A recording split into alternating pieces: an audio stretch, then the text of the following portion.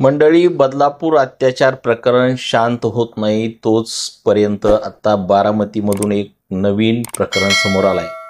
बारामतीमधल्या 2 अल्पवयीन मुलींवरती सामूहिक बलात्कार झाल्याची धक्कादायक घटना घडली आहे। या मुली 9वीत शिक्षण घेत होत्या। या 2 मुलींसोबत हा संतापजनक प्रकार घडलाय। नमस्कार, आपण पाहत आहात विशेष खास। तर नेमकं या मुलींसोबत काय घडलंय, कधी घडलंय, तेच या व्हिडिओच्या माध्यमातून बघू।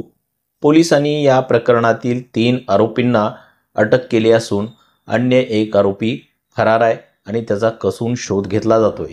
ज्ञानेश्वर भरत आटोळे, वय 27, राहणार सावळ, अनिकेत प्रमोद बेंगारे, वय 20, राहणार बयाजीनगर, रुई बारामती, यश उर्फ सोन्या शिवाजी आटोळे, वय 21, राहणार सावळ, तालुका बारामती अशी अटक करण्यात आलेल्या आरोपींची नाव आहेत।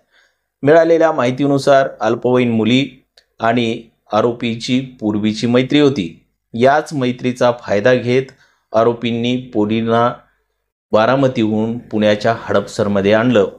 त्यानंतर एकत्र आलेल्या 4 आरोपींनी दोन्ही मुलींवर आळीपाळीने गँगरेप केला। बारामती व हडपसर पोलिसांनी या प्रकरणात कारवाई करत 3 आरोपींना अटक केली आहे। आरोपींवर 2 वेगळे FIR दाखल करण्यात आले आहेत आणि पुढील कारवाई सुरू करण्यात आली आहे।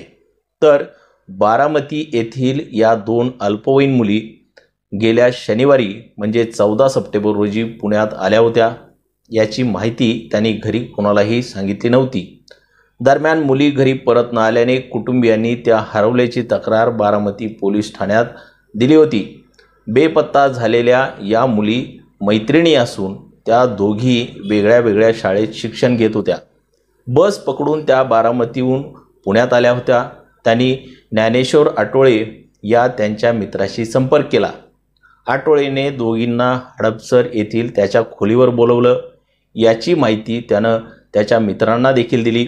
आटोळे हा त्याच्या एका आणखी मित्राला घेऊन पुण्यातील हडपसर येथील खोलीवर आला आणि त्या मुलींना त्या दुसऱ्या मित्राच्या खोलीवर घेऊन गेला। त्या ठिकाणी नेल्यानंतर या मुलींना दारू पाजली। त्यानंतर या मुली नशेत असताना चौघांनी मिळून त्यांच्यावर बलात्कार केला।